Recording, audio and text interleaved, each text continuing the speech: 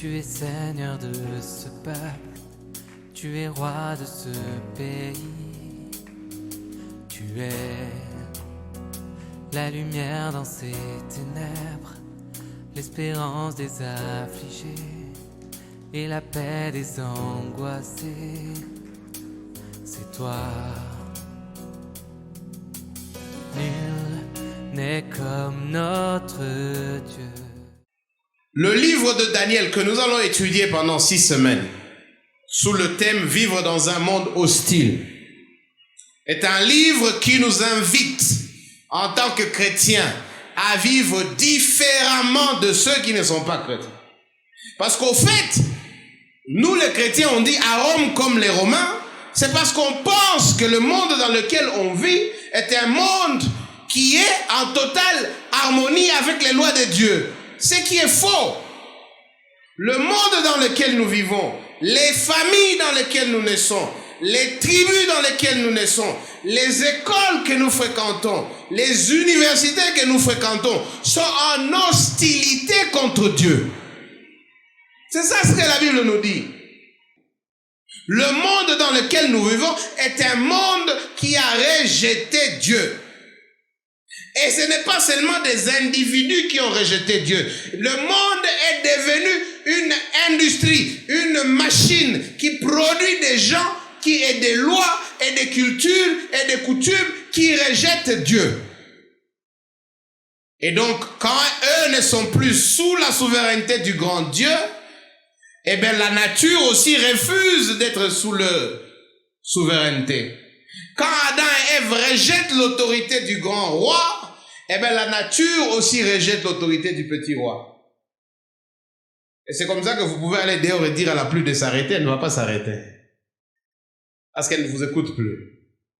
Et le livre de Daniel nous aide à comprendre comment nous pouvons vivre dans un monde comme ça. Je ne vais pas rentrer dans toute l'histoire, mais si vous avez déjà lu votre Bible, vous savez qu'il y a des grands moments dans l'histoire d'Israël. Abraham, il a un seul garçon. Son garçon, il a 2 enfants. Ces 2 enfants, l'un d'eux, Jacob, il a 12 enfants. Ces 12 enfants se retrouvent en Égypte. De l'Égypte, ils sont des esclaves. 400, 500 ans après, ils quittent l'Égypte sous Moïse. Ils sont dans le désert. Une fois dans le désert, ils sont dans la terre promise, Canaan, la terre que Dieu avait promise à Abraham. Et dans la terre de Canaan, ils oublient les grands miracles de Dieu. Ils commencent de temps en temps à oublier Dieu et à se prostituer spirituellement. Et chaque fois, Dieu leur envoie des gens pour les intimider, pour leur rappeler que Dieu veille sur eux. Il envoie les Philistins et tout le reste. Et c'est la période des juges. Après les juges, ils réclament des rois. Dieu leur donne le roi Saul. Saul du Kamushinda. Dieu leur donne David. David les gère pendant un temps, c'est l'apogée d'Israël. David passe le royaume à son fils, c'est Salomon. Salomon gère le royaume avec beaucoup de sagesse. Mais à la fin de sa vie, il tombe dans le péché. Et tout d'un coup, le royaume, son fils hérite et le royaume est divisé en 2. Au lieu que les 2 rois regardent les erreurs de leur père et commencent à changer, il n'a quoi séquence à erreur, des erreurs. Jusqu'à ce que le royaume d'Israël disparaisse, le royaume de Juda, qui restait 2 tribus, reste. 10 tribus disparaissent littéralement parce que Dieu les punit. Dieu envoie des armées étrangères pour les punir. Et il attend à ce que l'autre royaume, qui reste avec 2 tribus, il change. Il est là à y changer. Dieu alors finalement envoie les Nebuchadnezzar pour tout finir. Les prendre, les amener à l'exil. Avant ça, vous avez des prophètes comme Ésaïe, Ézéchiel, Jérémie, qui sont en train de leur dire « Mouroudiek Moustari à Bastille ». Et finalement, qui disent « Le châtiment de Dieu va tomber sur vous ». Et voilà le châtiment de Dieu. Quand le livre de Daniel commence, le châtiment de Dieu tombe sur eux. Ils sont en exil. C'est un peuple esclave, c'est un peuple soumis, c'est un peuple colonisé. Le peuple qui était le peuple de Dieu, le peuple qui avait vu la gloire de Dieu, à cause de son péché, il est sous le joug des païens. Parce que Dieu leur a retiré ça. Au fait, dès qu'on a pris mon punition, comme on le dit ici, chez nous en Swahili, on a siglé au milieu, na dunia. Qu'est-ce qui se passe ici, c'est que Dieu est en train de les punir. Mais Dieu leur a promis, Dieu a dit après un temps, je vais vous libérer. Mais d'abord, il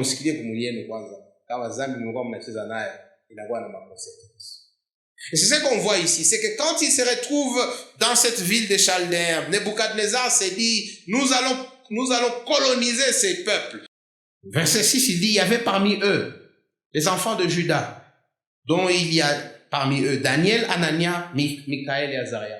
Et les autres, il n'y a que 4. Et qu'est-ce que ces 4 ont fait? Face à tout un plan pour les changer, les transformer, les coloniser, les faire oublier qu'ils sont un peuple de Dieu et les mélanger avec les autres. Les 4, là, verset 8 nous dit, Daniel résolut de ne pas se souiller par les mets du roi et par les vins dont le roi buvait. Il pria les chefs des eunuques de ne pas l'obliger à se souiller. Le problème, ce n'était pas la nourriture. Le problème, ce n'était pas le vin.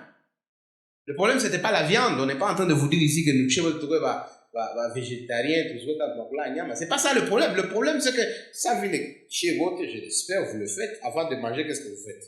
Il y en a qui font au nom du Père et du Fils, je ne sais pas. Mais vous priez pour votre nourriture. Et à l'époque, tout ce que le roi mangeait était dédié au Dieu de cette nation. Et c'est après avoir dédié ces choses au Dieu de cette nation qu'on donnait maintenant au roi de manger. Et Daniel dit, non, on ne peut pas faire ça. Et on va le voir plus tard, qu'il va encore refuser, pas une seule fois, pas qu'on va encore l'attaquer. Ici, il est jeune, hein? On dit des jeunes, on parle ici des petits de l'âge entre 8 et 13 ans. Et même quand il sera vieux, on va toujours l'attaquer sur le même sujet. Et il sera immuable, inchangeable dans sa position.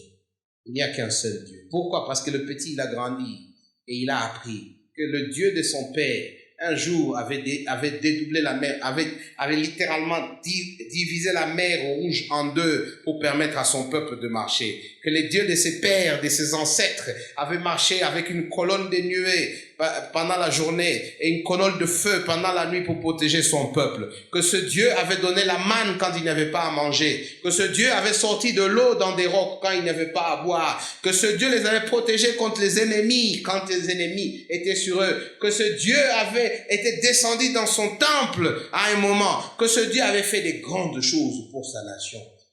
Il n'a pas oublié ça. Et sur base de ça, il a dit, oui, je sais que nous sommes ici parce que nous avons péché, mais ça ne veut pas dire que notre Dieu arrête d'être notre Dieu. Et donc, moi, je ne vais pas accepter que ce qu'on m'offre pour qu'il n'y change. Et tout le monde qui met en amour, d'Aïtika, Yakokua, Iko. C'est que des jeunes sont proposés. Et je dis bien des jeunes, des petits enfants qui ont tellement foi en ce que Dieu a fait, qui connaissent leur Dieu personnellement, qui connaissent la capacité de leur Dieu, qui connaissent leur Dieu et ce que Dieu est capable de faire. Panasema papa, tout mais. Vous voyez souvent, nous devenons des caméléons parce qu'au fait, la vérité, c'est que nous ne croyons pas à l'évangile. C'est ça la vérité. La vérité, c'est qu'on ne connaît pas Dieu, on ne connaît pas ce qu'il a fait pour nous, on ne connaît pas ce dont il est capable. Et donc, tu m'as dit, parce qu'il y a tout le monde. De toute la génération à Daniel, il y en avait que 4. 4. Les autres, qu'est-ce qu'ils ont fait? Ils sont devenus des caméléons. Ah, papa! Tous les anciens. Et quand vous prenez des risques pour Dieu, quand vous vous tenez debout pour Dieu, quand vous dites, Oyakoya Eya, moi je reste fidèle à mes engagements en tant que chrétien. Regardez ce que Dieu fait pour eux. Verset 16. L'intendant emportait les mets et les vins qui leur étaient destinés. Il leur donnait des légumes. Dieu, vous avez vu le verset 17, hein? Dieu accorda à ces 4 jeunes gens de la science, de l'intelligence, de toutes les lettres, de la sagesse, et Daniel expliquait toutes les visions et tous les songes. Au terme fixé par le roi, c'est-à-dire les 3 ans, pour qu'on le lui amena, le chef des eunuques les présenta à Nebuchadnezzar. Le roi s'entretint avec eux. Et parmi tous ces jeunes, il n'en trouva aucun comme Daniel, aucun comme Anania, aucun comme Michaël, aucun comme Azaria. Ils furent donc admis au service du roi. Sur tous les objets qui réclamaient la sagesse et l'intelligence, et sur lesquels le roi les interrogea, il les trouva 10 fois supérieurs à tous les magiciens et astrologues qui était dans tout le royaume. Ainsi Daniel fut Daniel jusqu'à la première année du roi Cyrus. Au fait, à la fin, les résultats katowani. Balikuwa nakula nyama, balikuwa nakula régime, watu wanasema hii ndio régime, tatuma mnakuwa na akili. Ndio wakachoma kwa bumbafu. Na mebalikatala kuingia mwele njia Dieu va katomoka batu benye roi epeka nasema utoto buko na akili kushinda na bazee. C'est Dieu qui a fait que l'eunuque a élève. Et pendant 3 ans, l'eunuque aussi a pris les risques. Parce qu'il y avait aussi les risques qu'après les 3 ans, mais après les 3 ans, Dieu leur a accordé, parce que Dieu est la source de toute sagesse, de toute intelligence. C'est ça ce que nous croyons, il est créateur de tout. Kama ni franga anaweza kukupa anataka, kama ni akili anaweza kukupa anataka, kama vitu yote anakupa kwa wakati anataka. Et à la fin, il leur a donné les choses que les autres ne pouvaient pas avoir par leur science et leur magie. Il va même plus loin, il donne à Daniel un don spécial. Il peut comprendre et interpréter des visions. Dieu honore la foi de ceux qui l'honorent. Quand vous mettez Dieu devant, comme votre seul rempart et fondation, il vous honore. Quand vous prenez des risques pour Dieu, il veille sur vous. Est-ce qu'en ces moments-là, quand votre foi est testée, vous n'allez pas faire comme tout le monde? Vous allez rester fidèle à sa parole. Vous allez vous souvenir qu'il vous a racheté à un grand prix. Et s'il était prêt à donner son fils, alors